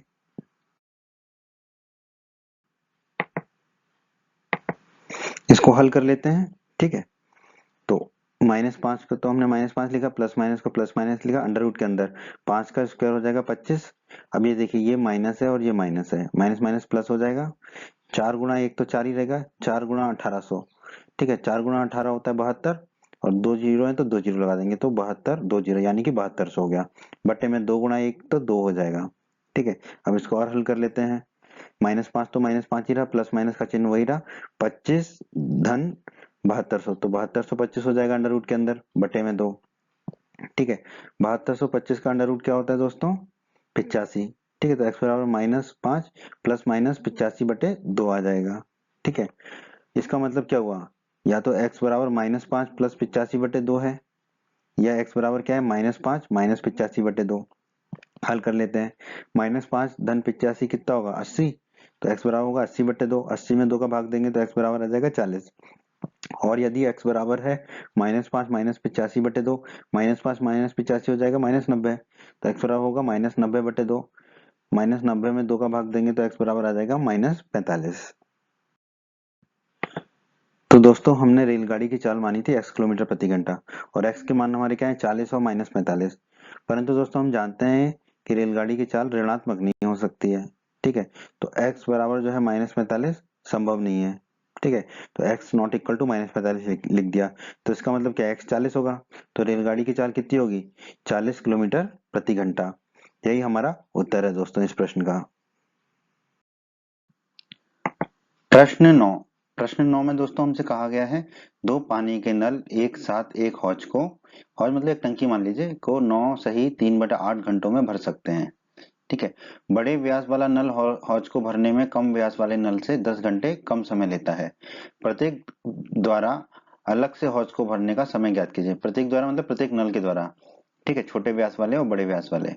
तो दोस्तों प्रश्न को हल करते हैं, ठीक है। हमने एक टंकी बना ली समझने के लिए कि मान लीजिए ये हौज है, ये टंकी है, इसको भरा जाना है, ठीक है। हम मान लेते हैं कि कम व्यास वाला जो नल है वो हौज को भरने में समय लेता है x घंटे, ठीक है। तो ये छोटे व्यास वाला एक नल है जो इस टंकी को भरने में x घंटे लेता है, ये हमने मान लिया है, ठीक है। अब हमें प्रश्न में दिया गया है बड़े व्यास वाला जो नल है वो हौज को भरने में कम व्यास वाले नल से 10 घंटे कम समय लेता है। तो अगर छोटे व्यास वाला x घंटे का समय ले रहा है तो बड़े व्यास वाला कितना घंटे का समय लेगा x-10, ठीक है। तो इसलिए बड़े व्यास वाला नल हौज को भरने में कितना समय लेगा x-10, ठीक है। तो ये देखिए बड़े व्यास वाला नल, ठीक है, क्योंकि बड़े व्यास वाले नल से ज्यादा पानी आएगा, ठीक है। ज्यादा पानी आएगा तो हौज या टंकी जल्दी भरेगी। कितनी जल्दी भरी है 10 घंटे जल्दी। तो छोटा नल x घंटे में भर रहा है, तो छोटा व्यास वाला नल x घंटे में भर रहा है, तो बड़े व्यास वाला नल कितने में भरेगा x-10 घंटे में। ये हमें प्रश्न में ही दिया गया है, ठीक है। तो देखिए कम व्यास वाला नल 1 घंटे में कितने हौज को कितना भरेगा। अगर वो पूरा भरने में x घंटा लेता है तो 1 घंटे में कितना भरेगा वो हौज को 1/x, ठीक है। और x घंटे में कितना भर देगा x/x 1 हो जाएगा, मतलब पूरा भर देगा। तो कम व्यास वाला नल 1 घंटे में हौज को भरेगा 1/x। उसी प्रकार बड़े व्यास वाला नल 1 घंटे में हौज को कितना भरेगा 1/x-10। जितना समय वो पूरा भरने में ले रहा है उसको बट्टे में रख देंगे, तो 1/x-10। अब दोस्तों प्रश्न में दिया गया है कि अगर दोनों नल एक साथ चालू हो जाते हैं तो हौज को 9 से ही 3/8 घंटों में भर सकते हैं, ठीक है। यानी कि दोनों नल चालू हैं, दोनों नलों में से पानी आ रहा है साथ साथ, तो ये जो हौज है टंकी है ये कितने घंटे में भर जाती है 9 से ही 3/8 घंटे में भर जाती है। आइए दोस्तों पहले तो ये 9 सही 3/8 को थोड़ा हल कर लेते हैं, तो ये कितना होगा, 9×8 = 72 और 3 75, 75/8। ठीक है, 9×8 = 72 और 3 75, 75/8 होगा। ठीक है, तो इसका मतलब जो है दोनों नल एक साथ 75/8 घंटे में हौज को भरते हैं। तो दोनों नल 1 घंटे में कितना भरेंगे हौज को, 75/8 को उल्टा कर देंगे तो आ जाएगा हमारा 8/75। ठीक है, तो कम व्यास वाला नल 1 घंटे में कितना भरा है हौज को, 1/x। ठीक है, और बड़े व्यास वाला कितना भरा है, 1/x-10। ठीक है, और दोनों नल 1 घंटे में कितना भरे हैं, 8/75। तो ये किसके बराबर हो जाएगा, 8/75 के। अब यहाँ x है, ये x-10 है नीचे। ठीक है, तो कुछ भी कॉमन नहीं है, तो नीचे x गुणा x-10 आ जाएगा। अब x-10 यहाँ पे जाएगा और x इधर जाएगा। ठीक है, तो ये हो जाएगा x-10 धन x बटे में x गुणा x-10 बराबर 8/75 है। ठीक है, अब इसको खोल लेंगे कोष्टक को, तो x-10 धन x हो जाएगा ऊपर बटे में x गुणा x-10 बराबर 8/75। अब इसको हम आगे और हल कर लेते हैं। आगे बढ़ते हैं दोस्तों, इसको हल कर लेते हैं। ठीक है, x धन x कितना हो जाएगा, 2x। तो ये हो गया 2x-10 बटे x गुणा x-10 बराबर 8/75। अब क्रॉस में गुणा कर लेते हैं, 75 का गुणा इधर हो जाएगा बाईं तरफ, और x गुणा x-10 चला जाएगा दाईं तरफ ऊपर में। ठीक है, तो ये हो गया 75 गुणा 2x-10 बराबर 8 गुणा x गुणा x-10। ठीक है, 8 में गुणा हो गया x गुणा x-10 का। कोष्टक खोल लेते हैं। ठीक है, 75 गुणा 2x हो जाएगा 150x, 75 गुणा -10 हो जाएगा -750, 8x गुणा x हो जाएगा 8 गुणा x की घात 2, 8x गुणा -10 हो जाएगा -80x। ठीक है, अब क्या करते हैं, 150x और -750 को दाईं तरफ ले आते हैं, तो उनके चिन्ह बदल जाएंगे, तो ये हो जाएगा -150x क्योंकि धन का 150x था, और ऋण का 750 है तो हो जाएगा धन का 750, और बाईं तरफ बचेगा शून्य, तो ये हो जाएगा 8x की घात 2 -80x, तो वही के वही लिखा हमने, और -150 आया, 150x में से ऋण का चिन्ह बदल गया, और -750 का हो गया धन का 750। अब आप देखिए शून्य बराबर 8 गुणा x की घात 2 को तो वही लिखा, -80x -150x कितना होगा, -230x, और धन के 750 लिख दिया हमने। ठीक है, अब बस बराबर शून्य को हम दाईं तरफ कर देते हैं, तो हमें मिल गया 8 गुणा x की घात 2 -230x धन 750 बराबर शून्य। मानक समीकरण लिख लिया, a गुणा x की घात 2 धन bx धन c बराबर शून्य। तो x की घात 2 का गुणांक कितना है, 8, तो a हो जाएगा हमारा 8। -230x है तो x का गुणांक कितना है, -230, तो b हो गया -230 धन 750। तो अचर राशि है 750, तो c हो गया 750। अब दोस्तों इसको जो है हम द्विघाती समीकरण से भी कर सकते हैं और जो है गुणनखंड विधि से भी कर सकते हैं। यहाँ हम कर रहे हैं गुणनखंड विधि से, द्विघाती समीकरण से भी आप कर सकते हैं इस प्रश्न को। ठीक है, तो गुणनखंड विधि क्या कहती है, a गुणा c निकालेंगे हम पहले, तो a है 8 और c है 750, तो 8 गुणा 750 कितना होगा, ये 6000, तो a गुणा c आ गया 6000। अब हमें जो 230 है उसको दो संख्याओं में बांटना है जिनका गुणनफल हो 6000। ठीक है, और जिनका योग या घटाव हो -230। ठीक है, तो आप देखिए 30 गुणा 200 ये 6000 होता है। ठीक है, और -30 और -200 जो है ये होता है -230। ठीक है, और -30 गुणा -200 करेंगे तो आता है हमारा 6000। ठीक है, तो इसका मतलब दो संख्या मिल गई हमें -30 और -200, तो -230x को लिख लेंगे हम, -30 और -200x, तो 8 गुणा x की घात 2 को तो वही लिख दिया, -230x को क्या लिखा हमने, -30x -200x, एक ही बात है, -230x हो जाएगा ये, धन 750 बराबर शून्य को वही लिखा। अब पहले दोनों पदों में हम x कॉमन ले लेंगे, 8 गुणा x की घात 2 में से x कॉमन लेंगे तो 8x बचेगा, -30x में से x कॉमन लेंगे तो -30 बचेगा। फिर आखिरी के दो पदों में हम -25 कॉमन ले लेते हैं, -200x में से -25 कॉमन लेंगे तो 8x बचेगा। ठीक है, और 750 में से -25 कॉमन लेंगे तो -30 बचेगा बराबर शून्य। अब देखो 8x -30 दोनों में कॉमन आ रहा है, तो हमारा आ जाएगा 8x -30। ठीक है, दूसरे कोष्टक में क्या आएगा, x -25 बराबर शून्य। ठीक है, तो ये आ गया हमारा।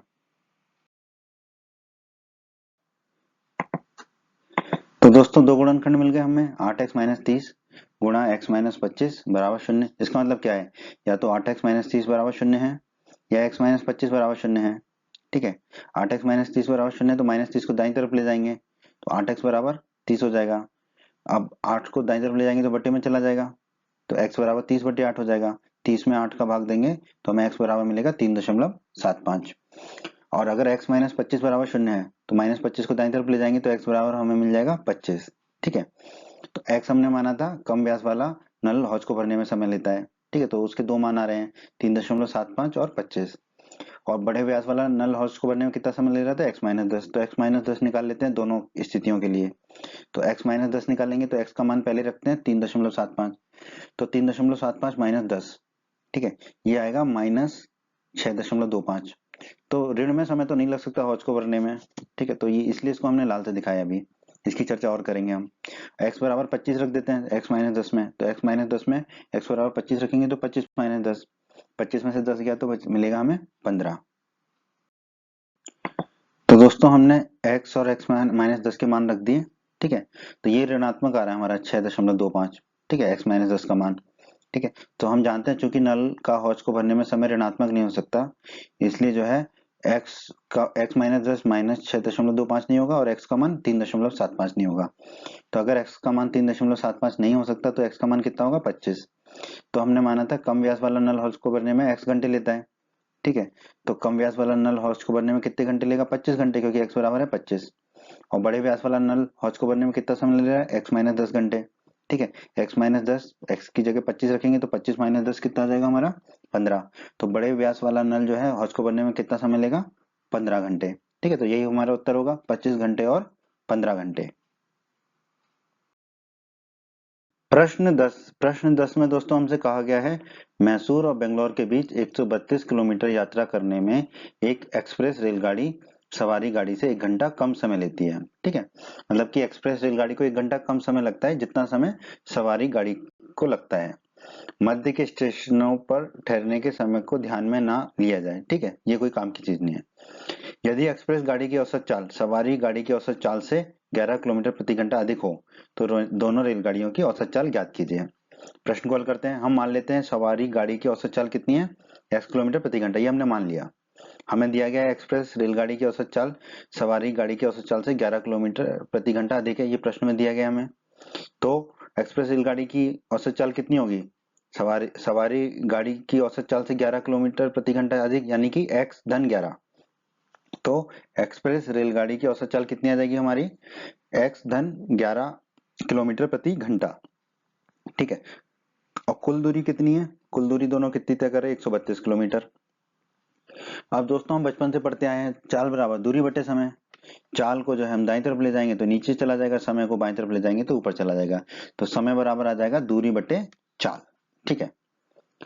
तो अब देखिए 132 किलोमीटर की दूरी तय करने में सवारी गाड़ी को कितना समय लगेगा, दूरी बटे चाल, दूरी 132 किलोमीटर है और सवारी गाड़ी की चाल है x, तो 132 बटे x। यही 132 किलोमीटर तय करने में एक्सप्रेस गाड़ी को कितना समय लगेगा, दूरी बटे चाल, दूरी 132 है और एक्सप्रेस रेलगाड़ी की चाल कितनी है x-11, तो ये हो जाएगा 132 बटे x-11। दोस्तों हमें प्रश्न में कहा गया है कि 132 किलोमीटर यात्रा करने में एक्सप्रेस रेलगाड़ी को सवारी गाड़ी से 1 घंटा कम समय लेती है, ठीक है। तो अब आप देखिए एक्सप्रेस रेलगाड़ी को कितना समय लग रहा है 132 बटा x-11, तो हमने लिखा 132 बटा x-11, ठीक है। ये समय कितना समय है जो सवारी रेलगाड़ी को लगा, सवारी रेलगाड़ी को कितना लगा 132 बटा x, उससे 1 घंटा कम, तो उसमें से 1 घंटा माइनस कर दिया, -1 कर दिया, ठीक है। बस अब हम इसको हल कर लेंगे। तो 132 बटा x -1 को हम बाईं तरफ ले आएंगे तो दोनों के चिन्ह बदल जाएंगे। तो कितना 132 बटा x-11 तो वही रहा, 132 बटा x गया बाईं तरफ तो हो गया -132 बटा x, -1 गया बाईं तरफ तो हो गया धन का 1 बराबर 0। अब देखिए कुछ भी कॉमन नहीं है नीचे, तो सबका गुणा हो जाएगा, नीचे जो भी है x-11 गुणा x हो जाएगा, तो नीचे हो गया x गुणा 11x। तो 132 का गुणा किससे होगा x से, क्योंकि x-11 उसके बट्टे में है, तो 132 गुणा x हो गया, माइनस का चिन्ह लगा दिया। 132 का गुणा किससे होगा, बट्टे में x है तो x-11, तो गुणा कर दिया x-11 से, धन 1, 1 के बट्टे में कुछ भी नहीं है, तो 1 का गुणा होगा x-11 और x से, तो हमने लिख दिया x-11 गुणा x, क्योंकि 1 का गुणा किसी से भी हो तो वही आएगा, तो x-11 गुणा x बराबर 0, बट्टे में है x-11 गुणा x, ठीक है। अब हम इसको हल करेंगे।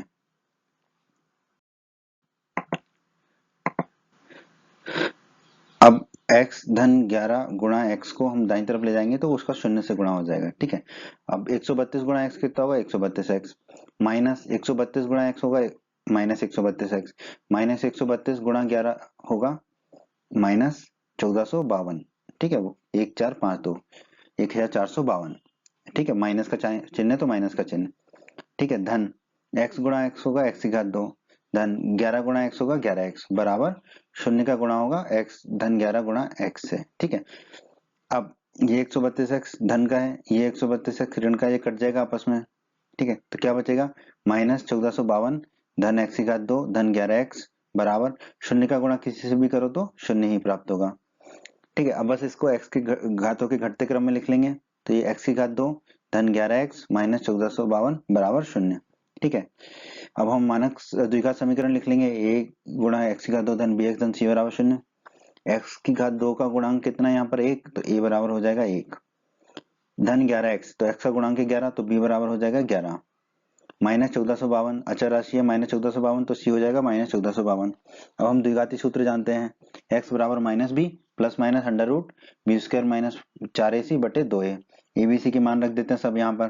तो x बराबर माइनस का चिन्ह आ गया, b की जगह रख दिया 11 प्लस माइनस अंडर रूट के अंदर बी स्क्वायर तो मतलब 11 का स्क्वायर, b का मान 11 है, माइनस 4ac माइनस 4 a का मान 1 रख दिया गुणा 1 और c का मान रख दिया माइनस 1452 बटे 2a, तो 2 गुणा a का मान 1 है तो 1 रख दिया।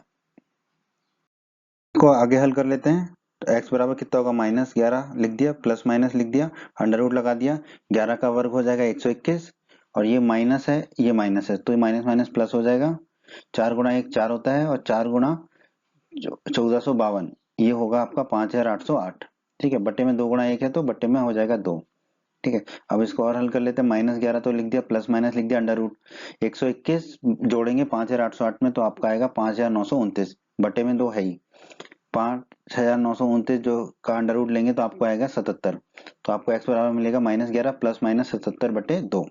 इसका मतलब क्या हुआ, या तो x बराबर माइनस 11 प्लस 77 बटे 2 है या x बराबर माइनस 11 माइनस 77 बटे 2 है। अगर x बराबर माइनस 11 प्लस 77 बटे 2 है तो माइनस 11 प्लस 77 कितना हो जाएगा 66, तो ये होगा 66 बटे 2, 66 में 2 का भाग देंगे तो x आ जाएगा 33, और यदि x बराबर माइनस 11 माइनस 77 बटे 2 है तो x बराबर कितना हो जाएगा माइनस 11 माइनस 77 माइनस 88 हो जाएगा, तो x बराबर माइनस 88 बटे 2, माइनस 88 में 2 का भाग देंगे तो x बराबर आ जाएगा माइनस 44।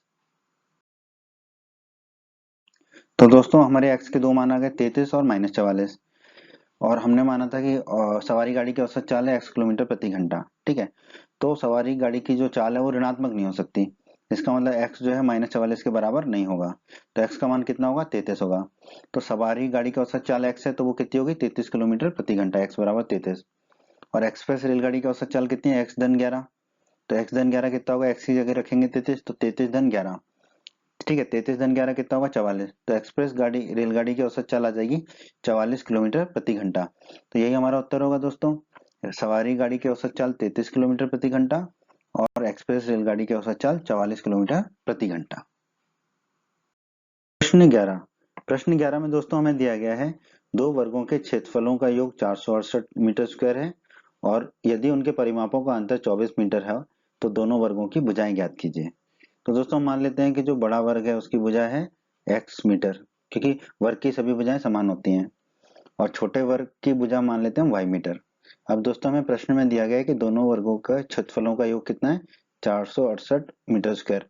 हम जानते हैं किसी भी वर्ग का क्षेत्रफल क्या होता है उसकी भुजा का स्क्वायर, तो बड़े वर्ग की भुजा है x तो बड़े वर्ग का जो क्षेत्रफल होगा वो क्या होगा x स्क्वायर, ठीक है। और छोटे वर्ग की भुजा है y तो छोटे वर्ग का क्षेत्रफल कितना होगा y स्क्वायर। हमें कहा गया दोनों वर्गों के क्षेत्रफलों का योग यानी कि x स्क्वायर धन y स्क्वायर कितना है 468 मीटर स्क्वायर, तो हमने लिख दिया बराबर 468, ठीक है। इसे हम मान लेते हैं समीकरण 1। फिर हमें प्रश्न में कहा गया उनके परिमापों का अंतर 24 मीटर है। हम जानते हैं किसी भी वर्ग का परिमाप होता है 4 गुणा भुजा, ठीक है। तो बड़े वर्ग का परिमाप कितना होगा 4x क्योंकि भुजा है उसकी x, और छोटे वर्ग का परिमाप कितना होगा 4y क्योंकि उसकी भुजा है y, और उनके परिमापों का अंतर 24 मीटर है।